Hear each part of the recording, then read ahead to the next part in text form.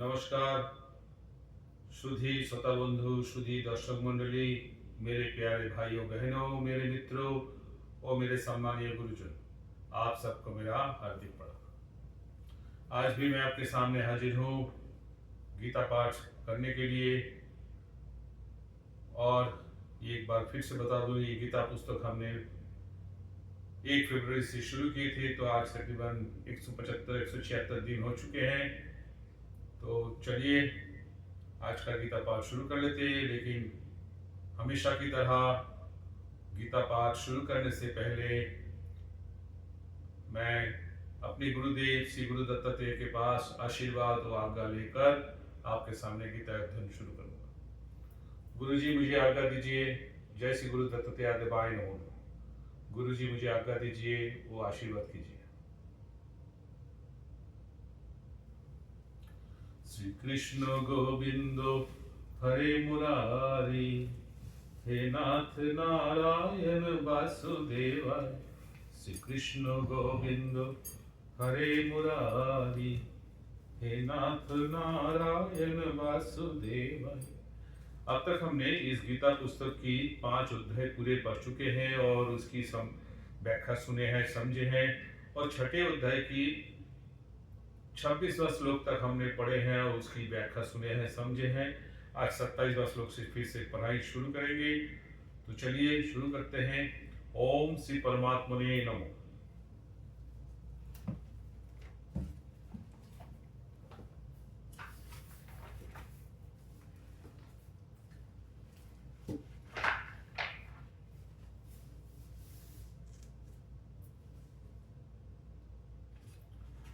तो आज छठे अध्याय की श्लोक नंबर 27 से शुरू करेंगे। तो चलिए पढ़ लेते हैं, जान लेते हैं क्या लिखे हैं, उसकी व्याख्या और क्या है श्लोक की। श्रीमद् भगवद गीता अध्याय 6 श्लोक 27। प्रशांतो मनुषं हरेण्यो योगिनं सुखो मुक्तो मम उपेति शांतो रजसं ब्रह्मभूतो मकल्मोषम।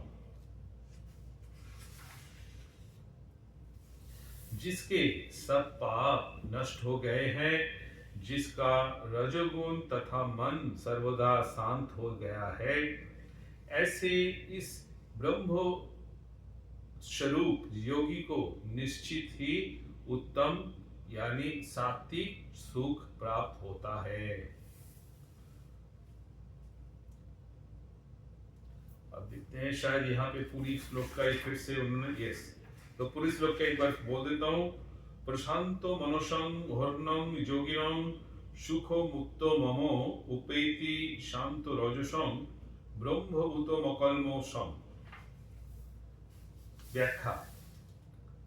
जिसके संपूर्ण पाप नष्ट हो गया है, अर्थात तमोगुण और तमोगुणों की अप्रकाश, अप्रवृत्ति, प्रमाद और मोह, ये वृत्तियां नष्ट हो गई है, ऐसे योगी को यहाँ अकल्मषम कहा गया है।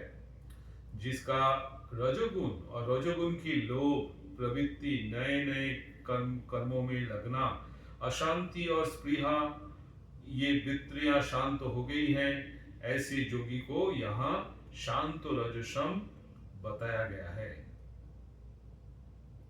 तमोगुण, रजोगुण तथा उनकी वृत्तियां शांत होने से जिसका मन स्वाभाविक शांत हो गया है, अर्थात जिसकी मात्र प्रकृति पदार्थों से तथा संकल्प विकल्पों से भी उपरती हो गई है, ऐसे स्वाभाविक शांत मनो वाले योगी को यहाँ प्रशांतो मनोसमो कहा गया है। प्रशांत कहने का तात्पर्य है कि ध्यान योगी जब तक मन को अपना मानता है, तब तक मन अभ्यास से शांत तो हो सकता है, पर प्रशांत अर्थात सर्वदा शांत नहीं हो सकता। परंतु जब ध्यान योगी मन से भी उपराम हो जाता है, अर्थात मन को भी अपना नहीं मानता, मन से भी संबंध विच्छेद कर लेता है, तब मन में राग द्वेष ना होने से उसका मन स्वाभाविक ही शांत हो जाता है। 25वें श्लोक में जिसकी उपरामता का वर्णन किया गया है, वही उपराम होने से पाप रहित, शांत, रजो गुण वाला और प्रशांत मन वाला हुआ है। और तो उस जोगी को के लिए यहाँ एनम पद आया है। ऐसे ब्रह्म स्वरूप ध्यान जोगी को स्वाभाविक ही उत्तम सुख अर्थात सात्विक सुख प्राप्त होता है। पहले 23वें श्लोक के उत्तरार्ध में जिस योग का निश्चय पूर्वक अभ्यास करने की आज्ञा दी गई थी, निश्चयते युक्त वो, उस योग का अभ्यास करने वाले जोगी को निश्चित ही उत्तम सुख की प्राप्ति हो जाएगी। इसमें किंचित मात्र भी संदेह नहीं है। इस निस्संदिग्धता को बताने के लिए यहाँ ही पद का प्रयोग हुआ है। सुखोपैति कहने का तात्पर्य है कि जो योगी सबसे उपराम हो गया है, उनको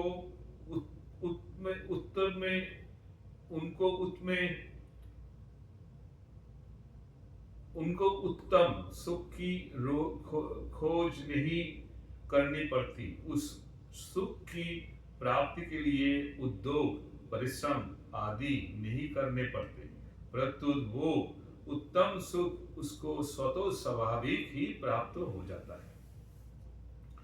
तो ये था श्लोक नंबर 27 का तर्जुमा। बहुत ही छोटा था, लेकिन फिर भी हम आज ही इसी का गीता पाठ के समाप्त कर देते हैं। छोटे छोटे गीता पाठ, छोटे इसमें सुनने में और ज़्यादा किसी का समय भी नहीं लगता ज़्यादा, क्योंकि सब लोग कुछ ना कुछ अपने कर्म में बिजी है। तो और छोटे में आपको अच्छा भी लगता है कि शायद जल्दी खत्म हो जाए, तो सबको चाहिए। तो आज यही पे अपना गीता पाठ समाप्त करता हूँ। जाने से पहले मैं हर रोज की तरह अपने गुरुदेव श्री गुरु दत्तात्रेय के पास आशीर्वाद वाक्य लेकर, माफ कीजिएगा, मैं अपने गुरुदेव के पास आवेदन, निवेदन या अनुरोध करूंगा। ओ श्री कृष्ण जी के पास भी आवेदन, अनुरोध, निवेदन करूंगा कि जिस कर्म के लिए, जिस काम के लिए हम लोग यहाँ मनुष्य जन्म लिए हैं, जाने से पहले वो काम हम जरूर कर पाए जाए। तो मेरे को भी और जो भी ये गीता पाठ सुन रहे थे और जो भी नहीं सुन पा रहे किसी वजह से, उन सबको कल्याण करे, सबको परमात्मा प्राप्ति में सहायता करे और परमात्मा प्राप्ति कराए। तब तक के लिए मुझे आज्ञा दीजिए, जाने दीजिए। कल फिर मिलेंगे।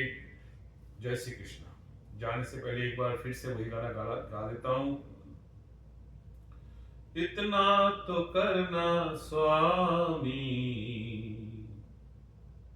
जब प्राण तन से निकले, गोविंद नाम लेकर, तब प्राण तन से निकले। जय श्री कृष्ण। हरे कृष्ण।